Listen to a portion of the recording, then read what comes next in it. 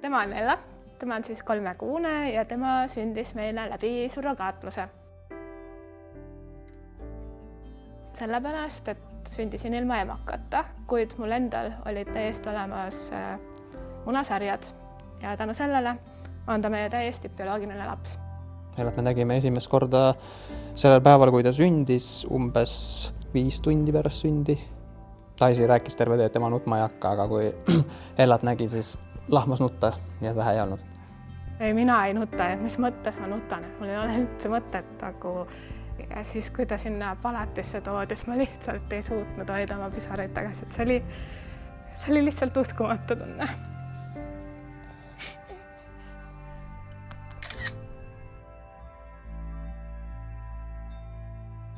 Tunneme üksteist nüüd juba ligi 20 aastat.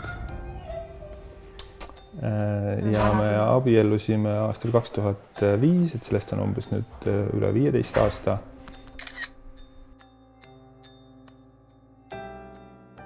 Jumala eest, kuidas saab üks peremudel teisest parem olla, et diskussioon selle ümber on tegelikult täpselt sama naeruväärne nagu riigi toetus üksikemadele. Meie esindame siis nii-öelda kärgperekonda. Meie perekonna siis moodustame meie ja minu 2 poega, Rudolf ja Joonas, kellel on siis erinevad isad ja kelle isa siis Taavi ei ole. Mina olen Emme. Ja mina olen Empsu. Koos ellusime 2018 augustis, vanem laps oli 8-kuune.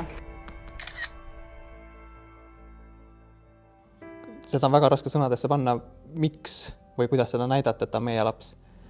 Aga seda saab vaadata, kui võrrelda praegust Ellat ja minu ja Taisi titepilte. Eelkõige tähendab perekond ikkagi armastust. Et ma ei kujutaks ette, et miks peaks pere looma, kui seal ei oleks armastust. Minu perekonnas on ju tegelikult kõik minu loomad ja keda siin on tõesti vajuväravad alus, julgen öelda 200. Aga tegelikult on minu perekond ka minu perekond, minu õed ja vennad ja minu vanemad ja see on ka nüüd üks üksikvanemluse selliseid väga-väga olulisi punkte on see tugivõrgustik, et tõenäoliselt mina vajan üksikvanemana seda tugivõrgustikku enda ümber oluliselt rohkem kui keegi, kes ongi siis nagu terviklik nii-öelda perekond. Kitsamas mõttes perekond on vist ju need inimesed, kes on sinu jaoks siis olemas mitte ainult rõõmsatel hetkedel, vaid ka sellistel argistel hetkedel, kui vahel on tüütu ja raske. Me kumbki ei ole üles kasvanud ka nii-öelda traditsioonilises perekonnas.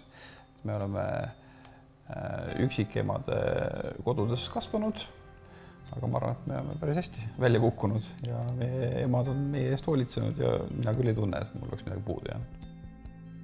Ma ei ole kindel, kui suur osa nagu bioloogilisel sidemel nagu on, sest mul on ju see emotsionaalne side, et ma olen nende sünni juures olnud, ma olen esimene inimene, tõenäoliselt ämmaemad ikkagi ka, kes on neid näinud.